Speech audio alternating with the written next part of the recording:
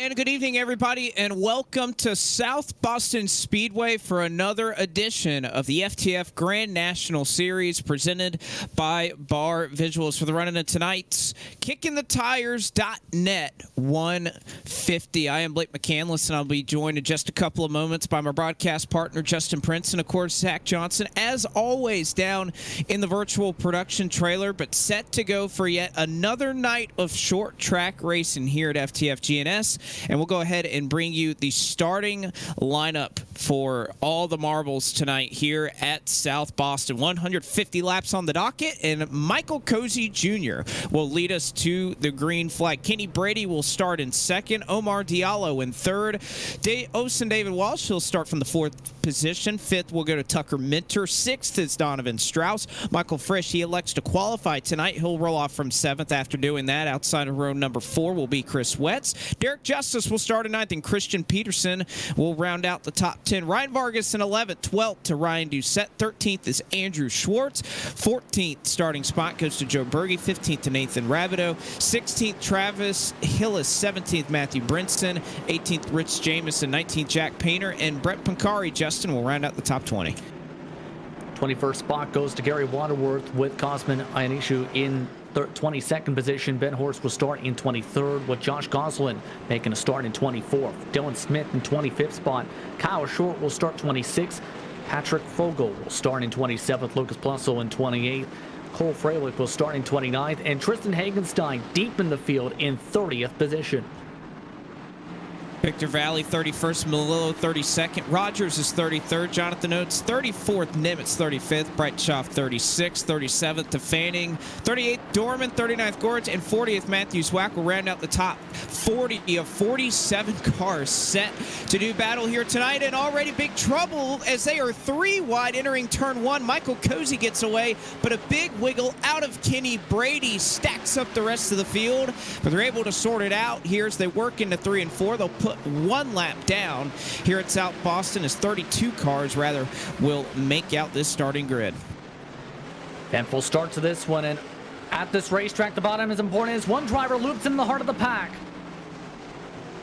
One driver is around in turn 1, and it took us getting to lap number 2 before we had our first incident of the race, and it appeared to be a little bit of contact. I think Donovan Strauss and Derek Justice came together at the bottom of turns 1, right in the middle of turns 1 and 2, and already short track racing, that is typical of South Boston. And I think we'll look at the bar visuals replay right here in just a second and see that Strauss wanted to get down to the bottom, and just not sure if he knew that Derek Justice would be down there waiting for him.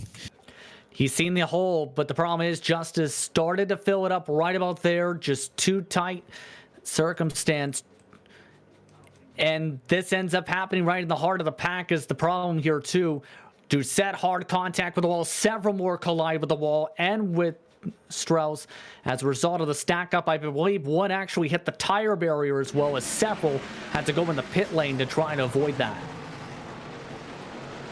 And that is one thing that we are going to talk about time and time again at South Boston. You see Ryan Doucette in the wall. A couple other cars use it to pretty much stop their forward progress. Unfortunately, here at South Boston, not a whole lot of wiggle room for these drivers to try and maneuver around this racetrack. You obviously have the outside retaining wall. You have the pit wall that pretty much goes all the way around this speedway. So any wreck that does happen, there's very little room to slide on by. Very easy for this track to get blocked by just the little amount of surface area that's out there for drivers to try and miss these accidents.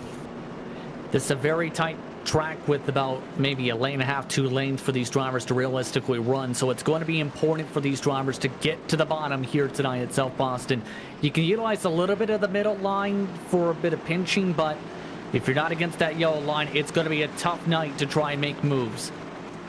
It's going to be a tough night, and something else that is brand new here with the administration and policing of incidents is they're going to call or call out cause of fault, and that one is given to the driver of the 030 and Donovan Strauss, who currently sits on pit road 3 laps down. So Michael Cozy Jr., who led a majority of the FTF Cup Series race back at Martinsville just a couple of nights ago, seems to take well to these short tracks. He'll lead them across here to lap number 8 as they go side by side behind him for third. Omar Diallo and Kenny Brady, who started in second but has lost a couple of spots here in the early going. He falls back to fourth.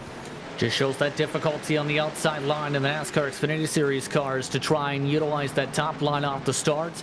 Michael Frisch, meanwhile, just lost a bit of the bottom with a bit of a dive.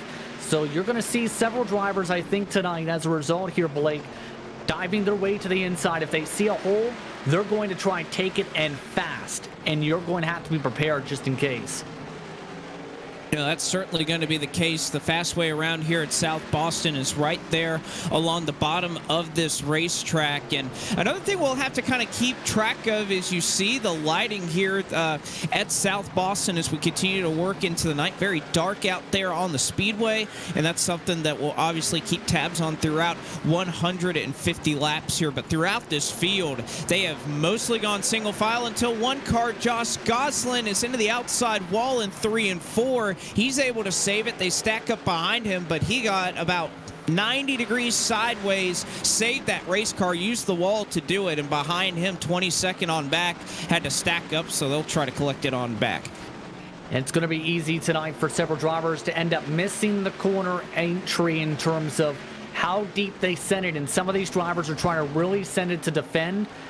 You can't really do that because the car's not going to stick. It's low downforce with these machines, so you need to be careful on your braking marks for tonight. By the way, some of those Luxury Altus Esports machines are looking very sporty tonight. You talked about Cozy Jr. How about CP? Christian Peterson still holding on to 9th position, trying to keep up with Vargas. Well, Peterson going to come under assault here from Nathan Rabideau, who looked to go to the inside of the racetrack there for just a moment. Peterson able to shut the door, but that is how you were going to see it. You're going to have to hope for mistakes from that driver in front of you. Of course, this is a short track, and this is the GNS Series presented by Bar Visuals. We have gone to a number of short tracks and road courses already this season. We've seen that chrome horn, as they call it, be utilized several times throughout this year, and I can't imagine we've seen the last of it here at South Boston tonight as we continue to see Christian Peterson not able to get too far away from Nathan Rabideau. And of course, on your screen, you see Derek Justice now trying to move forward a little bit and challenge David Walsh there to try and crack the top 5. And Derek Justice, we already know, both of us, based on experience and based on seeing him race, is someone that the longer the run gets, the faster Justice gets. In that he knows how to save his tires. He knows how to be able to pass on older tires. He's a very patient driver in that circumstance. So I wouldn't be surprised to see Justice move his way inside the top 3 in about 50 laps from now if we continue on this run, because this is exactly what I think Justice needs to be able to run his driving style, is click off laps and be able to save and utilize the cars around him to be able to save. I think everybody's going to try to do that as we see Dylan Smith, a longtime FTF Cup Series veteran over in the NR 2003 side of things. He's able to make a pass right there on Jack Painter, moves up into the 16th position. Smith started back in 25th as we're starting to see a couple of movers throughout the back of this field. Perhaps didn't get rolling off too well in qualifying or had to use a provisional here to start tonight as we go side by side. This is for 17th, Cole Freilich to the inside. Another hard charger. Started all the way back in 29th and already here on lap 21, trying to get inside the top 20 and even do a little bit better than that. Absolutely. Some double-digit positions gained for all these drivers back here with some of the difficulty here to pass. It can take some time to be able to fully move your way up to this field. Keep in mind, that is a Hot Wheels Soul Racers inspired paint with that 13 machine for Cole Freilich, and I've seen Freilich in many different series. Very talented driver, especially upcoming when it comes to iRacing. I think it's a name you're going to see a lot more often in a couple of years as he ends up cutting off in front of the 22 to try and get clear.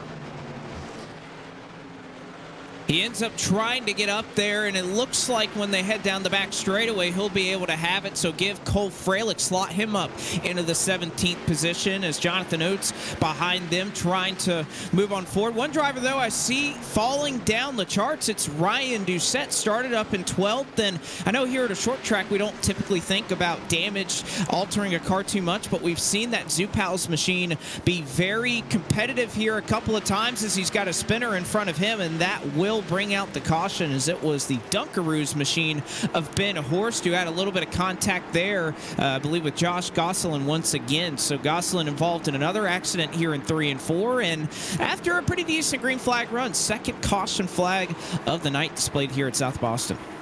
I think that 333 actually missed his braking mark, if anything. Tried to get to the inside of the 52 after he got tied off the corner and ended up sliding up and hitting the door, it appeared, of the 52 machine there. So you'll see it right there. Nearly makes contact, then makes contact again as he slides just a bit up in his braking zone, loops it around, and brings us under caution for just the second time tonight. Well, I have to say that was a solid job there from Gosselin to be able to withstand that impact and of course hold his ground right there. Horst, I think you explained it pretty well right there. Just barely missed the braking point, and with a little bit of contact was just able to whip the nose of that Toyota Supra around. A harmless spin to the inside of the apron here in 3 and 4. That's enough to trigger our second caution flag, and with that, the administration has looked at it and will put Ben Horst at the tail end of the longest line. But a decent green flag run. We have a couple of takers on pit road. We've seen track position really be the name of the game at these short tracks in this series, but a couple of takers. Not shocking to see a few drivers heading down pit road. You can see there on your screen, Travis Hillis is electing to come down and take some tires. I believe Brett Pancari also came down pit road, and even Ryan Doucette, a driver we were mentioning who was falling back through the field, going to take the gamble to try and go ahead and get those fresh tires. I don't believe it's necessarily the tires for a couple of these drivers that is going to be the big thing. I think it's more so in regards to Doucette. You hit upon it, was the damage that was on that machine. Remember, involved in the first caution flag of the race was the 77. I believe he took 2 tires here with the timing here, so it's going to be interesting how this works out, and it might be a gamble for him later on in this race to see if he will stay out here in about, say, 30-40 laps if there's a caution flag around that point. We'll see if he's able to do just that as the lights go off on the pace car here through 1 and 2. A very old racetrack in terms of iRacing. If you were around since the very beginning, back in the early days, this was one of the initial short tracks that the service even had when it first began. It has been around for a very long time, and of course can still provide some great short track racing here on a Saturday night at the FTF Grand National Series as Michael Cozy, who has led all 32 laps tonight, gets us back under the green flag. He's able to clear Tucker Minter, who's moved up into the 2nd position from his 5th starting spot. And once again, they sorted out single file quickly. They go side by side behind them, but Omar Diallo looks like for a moment he has control of that 3rd spot. Right now, though, Brady's got to find a hole and quickly, because he's just continuing to migrate down that running order as this race has gone on, because he has been able to find the hole. Bit of contact, in fact, trying to clear on by. Just got a bit tight on the corner exits. These lanes are going to be very tight. And you talked about how long this track has been on the service. It's to the point where this track was initially one of the top rookie circuits back in the day for many of these drivers, especially those who were around the early 2010s. Remember racing here back when on a 10 frame per second laptop, which was very intriguing to say the very least to try and learn this track with. I can remember coming here. This was the old Rookie Legends Cup stomping grounds. This track and, of course, Lanier was the other one. There were only 2 tracks you would run in that series, so I made many laps here at this track, and a little bit different in a Legends car than what these NASCAR Xfinity Series machines are doing right here, but, of course, can still provide some tight racing, and, again, very tight confines here with the pit road wall and the outside retaining wall. Not a whole lot of room to go. here at this racetrack if there should be a stack up, and there's a pretty good stack up here around Derek Justice's machine as Walsh able to defend on the high side for 6th. And we see Justice had a little bit of contact right behind him with Ryan Vargas as they're racing on the outside of the top 10, but a wreck in 1 and 2 will bring out the caution flag for the 3rd time. One car spun around. It was a driver we were talking about being strong earlier. It is Dylan Smith and his Hellman Chevrolet that has taken a spin off the front bumper of, I believe, Lucas Plosel. Yes, indeed, and I believe he's actually taken responsibility of what happened under the caution flag there, as he did send it a little bit harder on the brakes into the left rear of that 00. Few drivers getting some damage, though, in the stack-up. Great job by the rest of the pack, though, to be able to scramble and avoid hitting the 00 and adding additional damage. So it ended longest line for the 45 as a result of that contact. Again, everybody will be given an end of longest line penalty for the cautions that they cause as the wreck score being implemented here at FTF. And I think that was something that was triggered not just by some of the races in this series, but mostly by the FTF Cup Series race last week at Martinsville. We won't spend too much time talking about it, but it was something that they felt was necessary to try and clean things up a little bit. And at least in the early portion of this race, 40 laps in, only 3 cautions to speak of. I'd say for that's improvement when it comes to this series. So Michael Cozy leading as he has all night. Tucker Minter has moved up into 2nd and is next to Esports Chevrolet. 3rd to Omar Diallo. 4th is Kenny Brady, and Michael Frisch rounds out the top 5. When we talk about points in this series, a couple of drivers have made all the races, or at least made 9 of them, and of it, your points leader being Sean Butler at the moment, who, at least looking out over the grid, does not appear that he started this race, so that'll likely cost him a shot at that points lead. But Nathan Rabideau right now running in 10th position, 2nd in the points. Ethan Quarter rounding out the top 3 in points, and looks like maybe even he's not out on the racetrack right now. I think the bigger thing, too, is going to be the owner points, too, because that 32 was inside the top 10 in owners points, 6 overall in the standings, too, with the pole. So that's going to shake things up a little bit, but have to give credit on the owners point side of things with the drivers lineup that we've seen from the 62 machine. The car Vargas is running in, they have had a stacked talent roster to be able to perform well in that Speed Incorporated machine. There's a reason they're leading the owners points by almost 300 points. They have rotated some great drivers in that ride, and it has led them to the top of the charts. And speaking of the top of the charts, it is still Michael Cozy Jr. WinVal 8820, as they know him on his Twitch and YouTube channels. And he doesn't only get it done in a variety of racing simulators, he is getting it done right here tonight as he takes the green flag once again. Lap 44, now 45 on the board. And Omar Diallo looking sporty in that Monster Energy Toyota, trying to challenge to the inside of Tucker Minter for 2nd. Not able to clear on by, as I think frustration is starting to boil up right behind him, though, at this point. Brady trying to really swing it hard to the outside as Frisch went sideways, trying to hold on to 4th position with the pass. Well, Frisch able to hold on for the moment, but Brady is hounding him as they work into 3 and 4. Perhaps a little contact as Frisch scraped the outside retaining wall entering the corner, and they go side by side across the stripe that is nearly to the entrance of turn 1 here at South Boston. 2 by 2 they go. They're 2 by 2 behind them. And even you look further back, Ryan Vargas side by side with Christian Peterson as well. A nice gaggle of 6 cars right here at South Boston. There's nowhere for them to go is the tough part here, and I've noticed that middle line, if you can wheel it and hang on, you can defend well with it, as talked about a little bit. Walsh has been the best driver to do that so far. Almost seems more comfortable by running on the top line than he does on the bottom right now. That's the one thing I've noticed the last couple of laps is that bottom lane. It looks like these drivers with the setup a little loose off the corner. Derek Justice right now trying to fight that car on the bottom of the racetrack. Christian Peterson has poked the nose to the outside of his Baskin-Robbins Toyota, and he's made it work, but Peterson misses the entry right there. That'll allow Justice to just slide up ahead of him, but definitely the bottom line, at least when you're battling a car, not looking perhaps as dominant as we would have thought as this track continues to rubber in. Yeah, it just seems almost boxed in, and keep in mind Justice does have a bit of damage from that bit of contact earlier in that battle with Frisch. Frisch is still trying to utilize that middle line. He's been sliding way up the track, and it's just now holding up this group by a tenth a lap.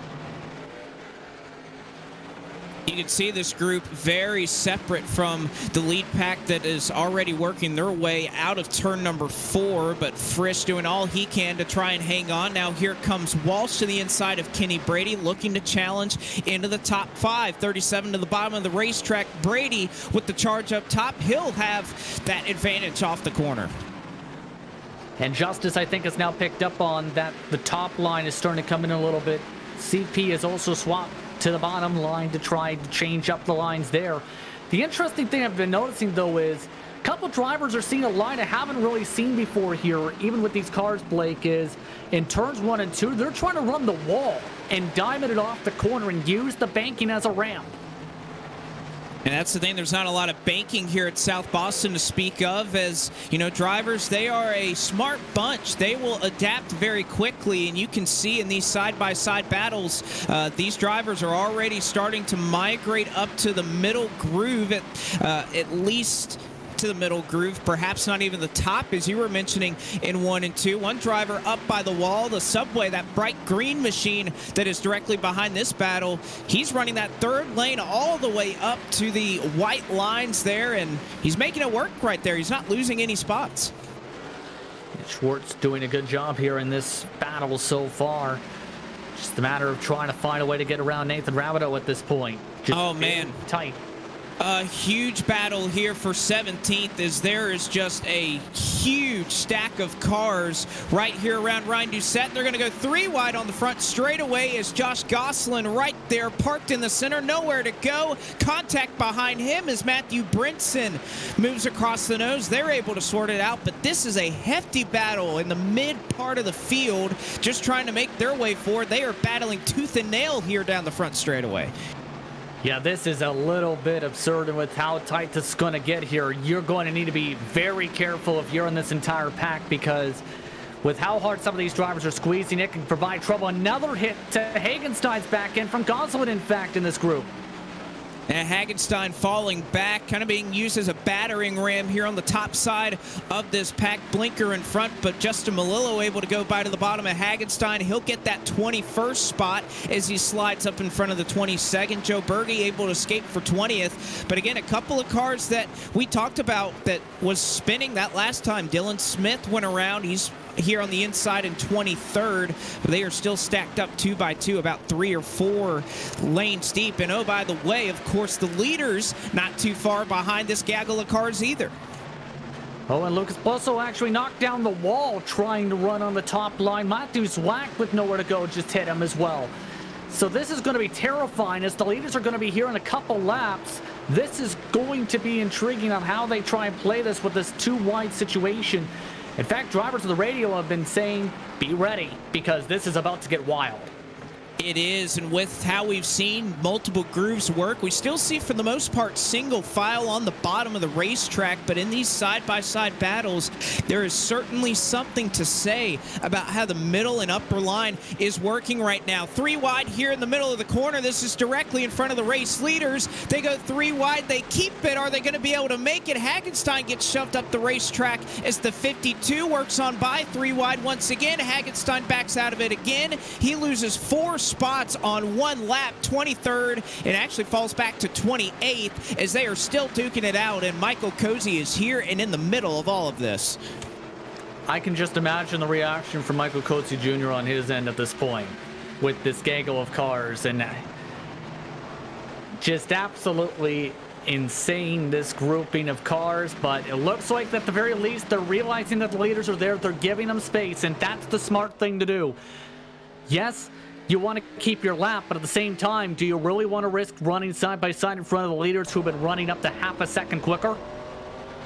Well, that's the question. I think if you're Michael Cozy, you have to think about where you want to put your race car. We've seen a lot of drivers make that middle and high line work. So will Cozy try to duck to the outside of some of these drivers? Will Tucker Minter, who is now within a car length of the race leader, try something different to maybe try to get an advantage working through this lap traffic? You can see the top two cars nearly under a blanket as Cozy works by the 52 machine of Josh Gosselin, but Tucker Minter right along with him working through this lap traffic, and this is really going to be a never-ending cycle of lap traffic. It's not going to get any easier from here for any of these race leaders as Minter gets into the door of the 52.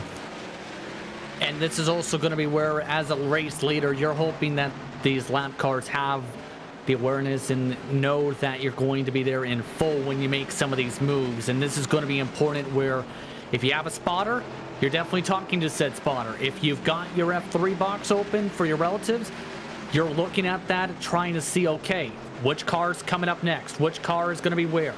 Because this is all going to be a major factor. Keep in mind, Diallo's losing a ton of time as a result of all this traffic. The top two got through cleanly. Diallo's getting held up by the traffic. Well, he's getting held up, and speaking of traffic, there is a ton back here in a battle for the 6th position as a bunch of these cars. Walsh was just able to escape from it, but Christian Peterson, Kenny Brady, Derek Justice, and Ryan Vargas, I've been watching them the last 4 or 5 laps as Vargas gets up into Derek Justice. Here comes Nathan Rabideau, your de facto points leader, as Justice gets into Vargas. They somehow save it, and again, the traffic just does not end with your race leaders. It is back here through the outskirts of the top 10. Justice gets the bad end of that as now Andrew Schwartz gets the inside of him as Vargas able to escape from Justice's clutches. And that's going to be where that traffic we were talking about is going to be absolutely huge, because somebody's going to have to sort something out in some of these groupings. You may have drivers use the traffic as a pick as a result here. So this is where that awareness is really going to have to pick up for some of these drivers. Keep in mind, Michael Frisch's about to reach that traffic. Walsh is now bouncing off the walls, trying to keep in front of CP. A couple of these drivers have actually lost a ton of spots as a result of all this traffic. Justice is starting to actually go backwards as Vargas has made the move. Yeah, as much as that upper lane seemed to come into play, it seems as though it's fading just a little bit, but perhaps not for very long. Here comes Derek Justice, just mere inches off the door of Ryan Vargas. They go side by side off of 4. A slide out of Justice, a little bit of contact on the front straightaway. Vargas able to get that better line into the corner, but Justice hard charging off, nearly scrapes the outside wall. This is some good racing right here for 9th. It's been a thrilling race overall, to say the very least, but this was talked about as these drivers get the track rubbering up. They can utilize that middle line to pinch. And Vargas has been really drifting on some of these entries. It's hurt him, but we were talking about Andrew Schwartz before. He's now ready to try and get into the top 10 for the first time. And look who is there. Ryan Doucette, who we talked about, who took 2 tires before, is coming in quick as well. He took tires, but I would think that if that were an advantage, you would see him much further up than what we see him right now. Although, to be fair, he has had 2, even 3 wide all around him as he's tried to navigate through these cars. He'll peek to the outside here of Andrew Schwartz, the Subway Ford, as Doucette trying to make that outside work, as it looks like it's doing pretty well for him at the moment. He's going to try to get 11th. Now he's going to try to get 10th from Andrew Schwartz as they go double file here through 1 and 2. Here's the thing, though. It's about a 30-lap difference on the tires, and he had to work his way from the 30s, which can take some time for that tire advantage to really kick in with the double wide and with some of that giggles of traffic that he had to work through. But I think this is a call that may work out decently for him, but already some drivers bringing some puffs of smoke into the corners in front of him.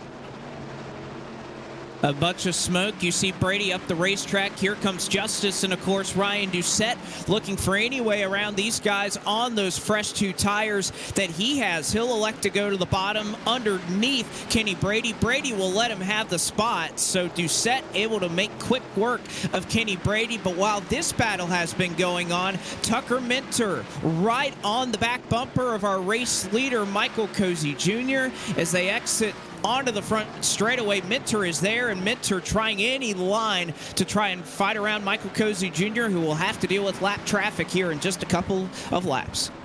And that high line seems to get a really good pull on the corner exits, but just can't get enough to where he can get side by side with Cozy Jr., especially in 1 and 2 where that line seems to work. But they've already lapped their way nearly inside the top 20. That's how blistering quick this pace has been. And this is now where some of that traffic is not going to move as easily here, because some of them want to keep that lead lap positioning or try and get the lucky dog. They don't want to be put into a situation where they're lapped down the rest of the race.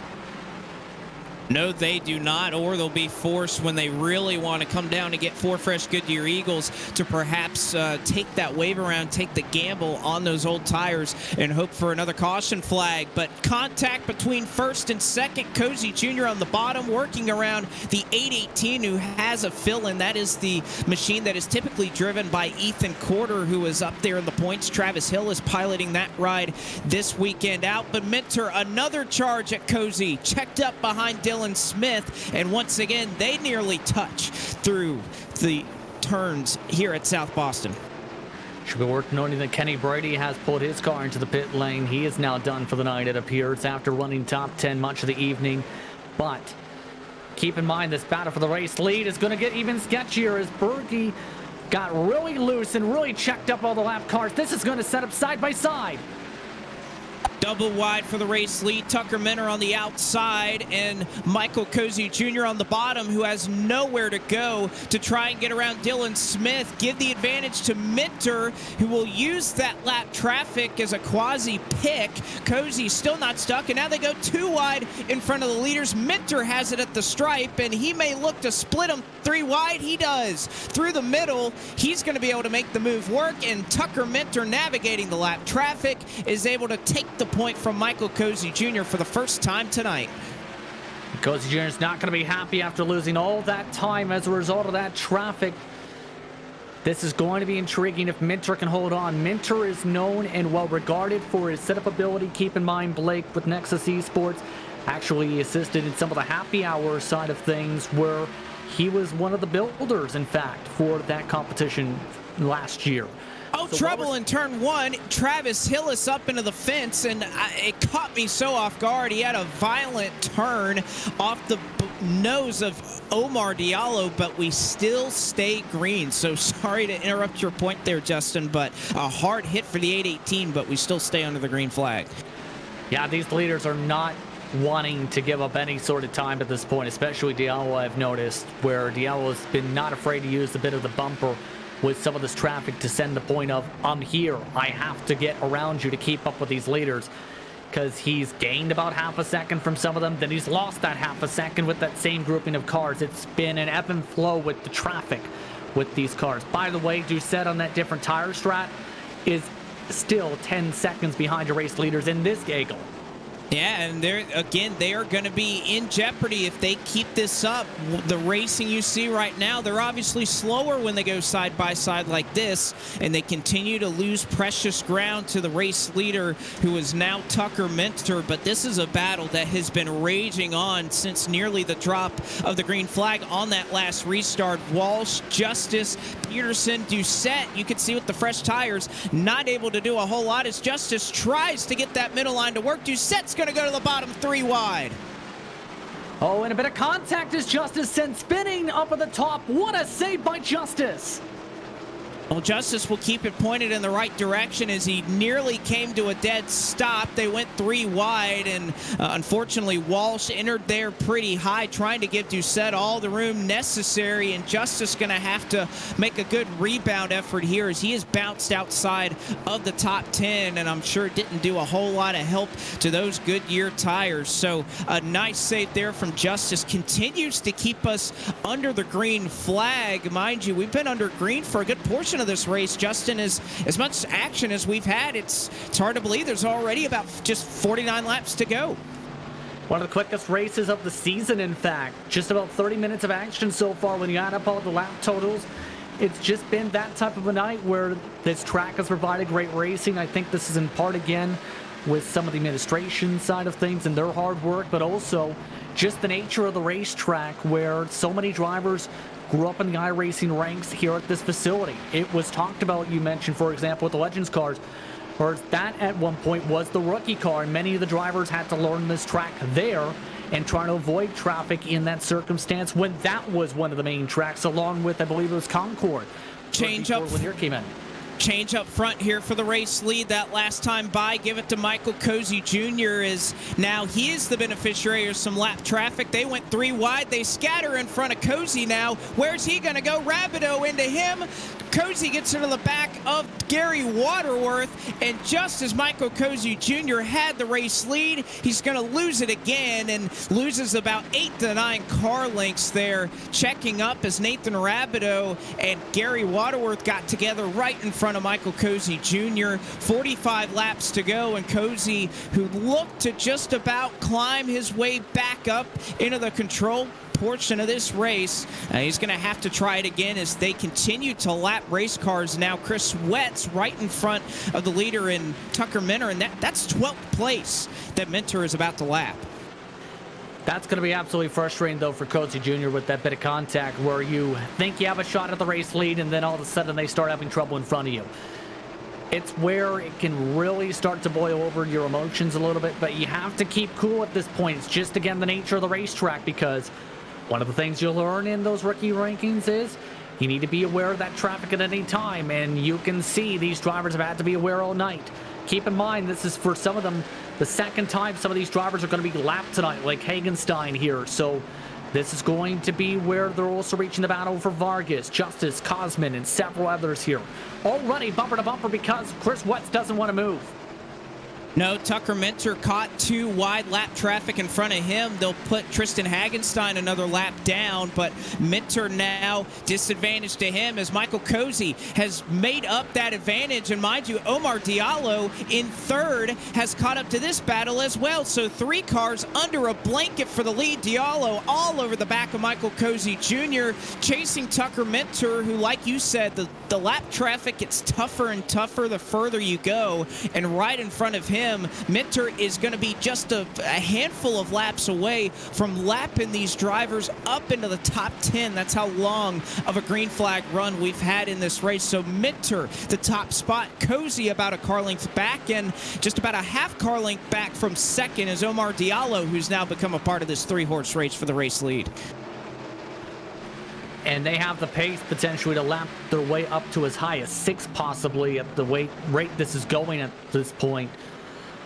This is now going to be where you're going to have to pick the lines properly here. Vargas now scraping the wall, in fact, in this battle. And this is not going to be where drivers are going to give up easily either, because you're wanting to race your own race too as a driver. And your thought in some cases is, okay, if I'm not racing position, I'll let him go. But in circumstances like this, your thought process is, I want to race in the top 10 and get some valuable points for me and my team. And you can see how much Cosman is checking up these drivers. Wow. And they go side by side as they're slowed up by that traffic. They are side by side in front of them. Cosman Yanescu and Ryan Vargas trying their best. Minter going to look for any lane available. He goes to the high side. Cozy into the back of the 84. And now Cosman will give that 99 machine the high side as they work around this lap traffic up top. Cozy, a big slide off the corner, though. He's going to lose a little bit of time as Minter able to clear Ryan Vargas, and they're going to continue to lose time. Ionescu not giving up there on the bottom, even though he is surrendering that top line to Michael Cozy Jr., but it has not worked as well from the 99 as it has for others. Yeah, it just seems if you want to try and lap these drivers, you need to be on the bottom, as we've seen tonight, but this is going to be really frustrating, especially since Minter's now we put away by a second, and they're now still bouncing off each other. This is all helping Diallo have a shot to try and rip away second position here. Cozy is sideways, and he was into the 84. Tight racing there as he was giving the 84 everything he could to try and get by him, so he's able to navigate Cosmin Ionescu. Ryan Vargas is up next, but now Tucker Minter look in front of him. 5 cars stacked up, 2 wide, nowhere for Minter to go. It's Derek Justice again. This is a Coke Series driver that he is moving up onto lap, and Justice through lap traffic, through sliding the tires, whatever the case may be, having to try and fight his way to keep on the lead lap and battle the cars in front of him, some of them for position, some of them not. And he's got the luxury at the very least to be a touch bit patient here, but you can tell he's not happy with how these drivers are still running side by side. There's just nowhere to go with Lucas Plusso on the bottom side. Justice, meanwhile, is, keep in mind, trying to lap his way by these drivers. This has all allowed Cozy Jr. right back in the mix of things, and Diallo to make it a 3-car fight for the lead. There are 8 cars under a blanket. 3 of them are for the race lead. Justice trying to stay on the lead lap. The rest of these cars are multiple laps down. Josh Gosselin, Casey Nimitz, and Lucas Plosel, they are multiple laps down, or Minter trying to put them a second lap down, but they go side by side, not for the lead, but just to try and get by traffic. Cozy gets a little bit of a tap there from Omar Diallo. That 99 machine is sideways all throughout this racetrack. He could use some 4 fresh Goodyear Eagles, I'm sure, but he's getting some help there. Double wide traffic in front of Minter once again, who gets to the back of 52. Contact. He's going to go to the bottom 3 wide. Here comes Cozy looking high to go to the lead, and he may put the bumper to back of the 10. And Cozy Jr. is trying to utilize a very low line, trying to find any way to take away the very bottom of this racetrack at this point.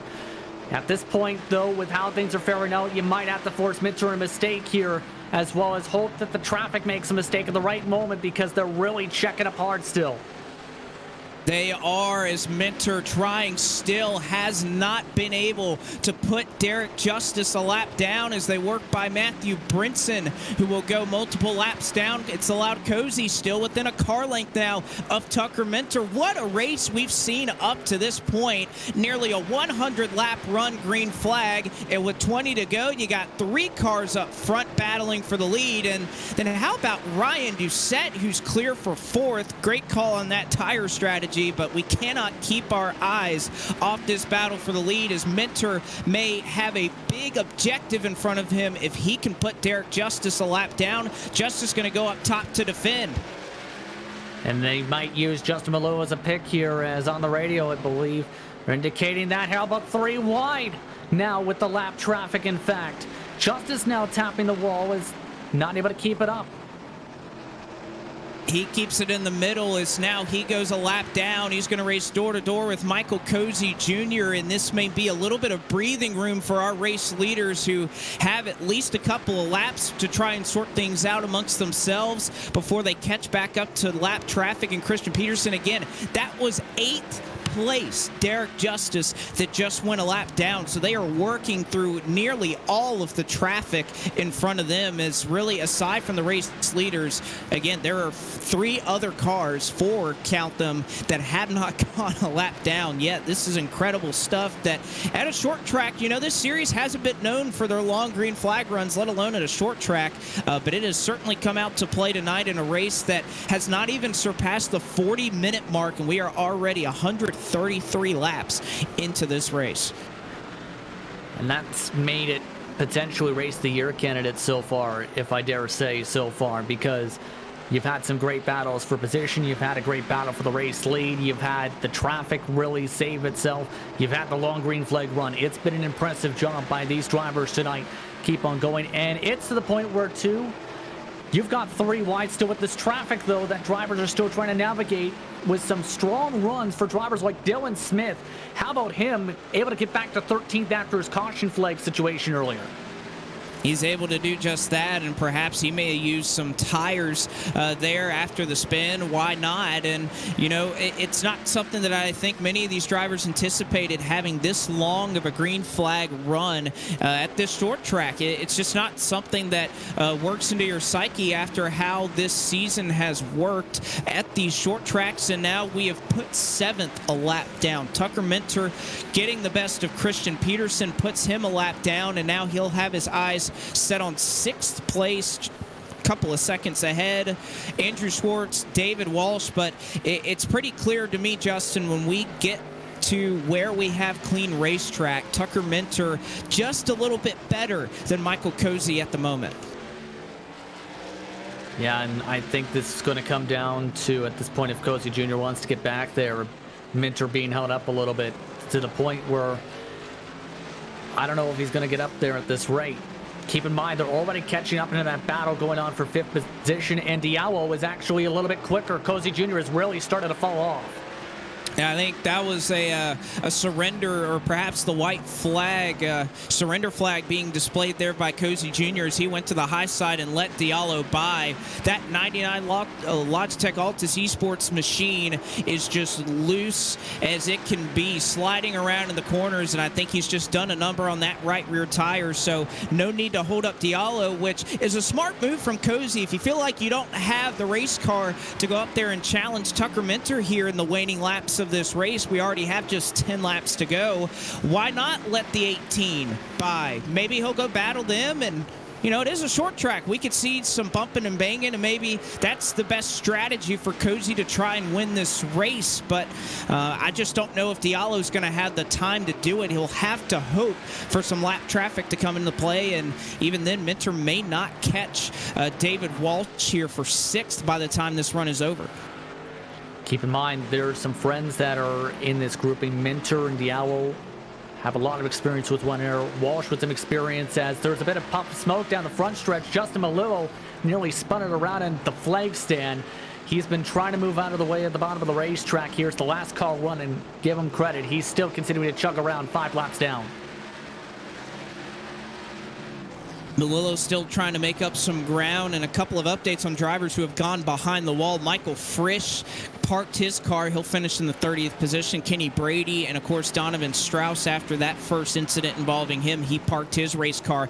Everyone else, all 29 of them left on the racetrack, still out there going strong. Is now 5 laps to go with Tucker Minter, who is doing a job of just maintaining that advantage over Omar Diallo. He's not pulling away, but he's not really allowing Diallo to enough time to run him down either. Yeah, Diallo, I don't know if he's going to get there unless he gets a little bit of help at this point. And even then, this is a teammate, keep in mind, that's up in front of him in terms of the technical alliances, too. So I think at this point, it's Minter's race to lose. He just needs to have it stay green for 3 more laps. It's been a stellar race for him, Cozy Jr. and Diallo. They've been the kings of the field, 10 seconds in front of everybody else. They have, and he got a big break right there with Walsh just surrendering that spot, not putting up much of a challenge for Tucker Minter there in that spot. Again, Walsh really not within striking distance to try and get up to 5th, so he gets out of the way, lets these drivers settle it amongst themselves, as in the waning laps, Tucker Minter out of turn 4 this time by. We'll see the white flag on what's been an incredible race up to this point. White flag in the air, one more trip around for Tucker Minter, our second leader of the day. He's led them all since he took the lead from Michael Cozy on lap 92. He's made it look easy, and out of 4 at South Boston, it's going to be Tucker Minter, your winner tonight in the FTF Grand National Series presented by Bar Visuals. He's your winner of the KickinTheTires.net 150. What a race, and what a finish to this one. Traffic definitely was a major factor, yes, but overall, Minter had the speed, especially once the tires really started to cliff off. And in turn, he takes the checker flag as Diallo congratulates him too. These are the races you love to win as a sim racer because you feel like you've earned it. You had that long of a run.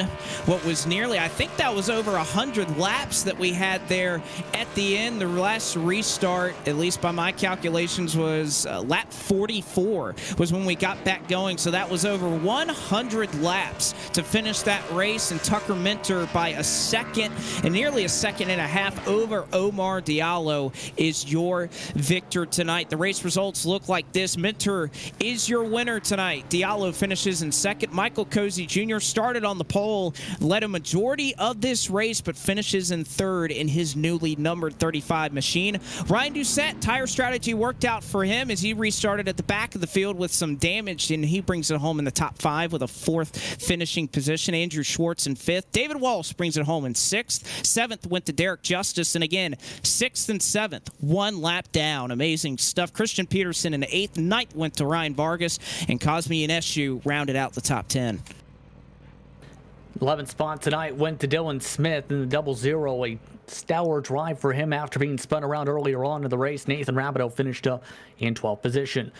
Brent Bocari finished in 13th with Waterworth in 14th. Travis Hillis wheels the 18 up to 15th spot.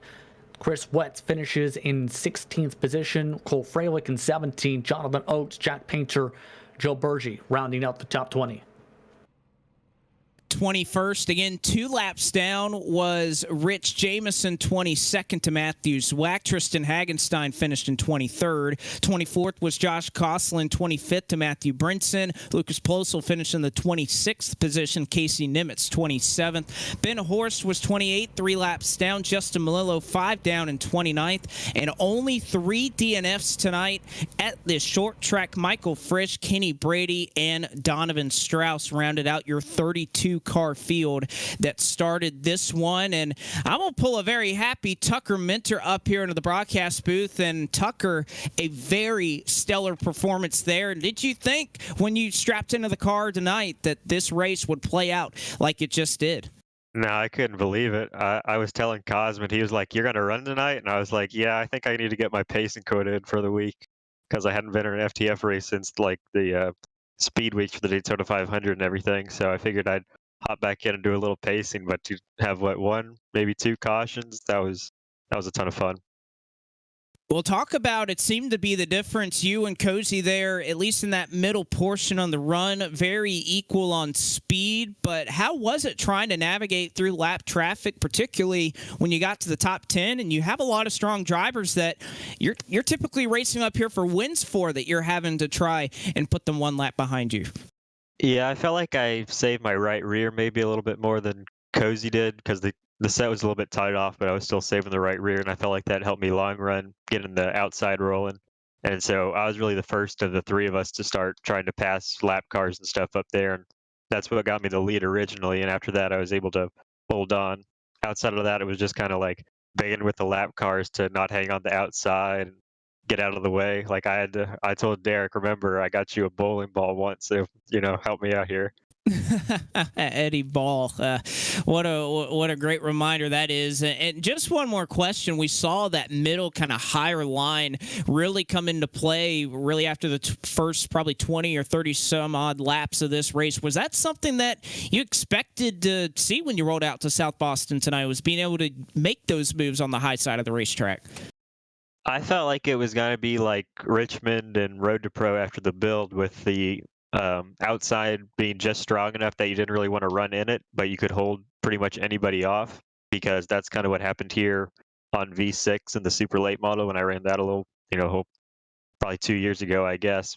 And then it turned out you could still pass on the bottom, so it was nice that the lanes were even, but the bottom didn't just get absolutely killed being pinned down there. All right, Tucker. Well, I'll throw you the mic one more time. Happy as you are. Anybody you want to give a shout out to? Here's your chance. Yeah, just got to give a shout out to everyone on Nexus, running the FTF series. Cosman, he does a good job. Everyone else, the FTF admins, they've done a good job of getting everything set, so we had a clean race like this. I guess those changes ended up working pretty good. All right, that is Tucker Minter, your winner tonight at the KickinTheTires.net 150 that was only halted by 3 caution flags. And coming up just short in second, he chased down the race leaders late in the going, just ran out of time to do it. Justin Prince has caught up with Omar Diallo. Yes, indeed. And Omar, first of all, how are you feeling about how this run went? Because you had to navigate a lot of traffic to get yourself to second. Yeah, it was a little frustrating at times because they would hang on your right rear for a couple laps and you'd lose a lot of time, but still, it was a really great race. I did not expect that run to be that long. Yeah, when it comes to this track as well, what makes it so difficult? Because it seemed like it was the type of race where a lot of drivers, especially Tucker just said himself, were not expecting to go green this long for this track. Yeah, usually when it's a short track and the short track is this size where it's super small, you usually expect a lot of hitting and wrecking to happen. But man, everyone did a great job. No one was hitting each other. Everyone was respectful. It was a great race. What do you feel you needed to do differently to be able to get the Tucker Minter to try and win this race? I just wish I could have got through lap traffic better. We were all so even. That was the difference right there. Anyone you want to thank for the run tonight? I'd like to promote my Twitch. Is that okay? Sure. Follow me on Twitch, Omar Diallo _. It's just my name with an underscore at the end. Congratulations on the run tonight. Thank you. Let Omar get back to his Twitch followers. Blake, over to you. And Michael Cozy, I know a party has got to be disappointed with third after starting up front there, but, coming out here not running for points, I'm sure you were looking for fun, and it certainly looked like a lot of fun running out there tonight. Yeah, it was something. Definitely disappointed not to win. We were, this is the one time these guys didn't want to wreck, man. We could have used a caution at any point from halfway on, and we were all right, but yeah, it's just ran out of tires there at the end, trying to get through the lap traffic. Some were kind, some just didn't care, which is expected. But it's how it goes. We still ran a really clean race, and man, it stinks one of that one. Car was rolling really good there that first half. Just lost the tires, and it was hell the whole rest of the way.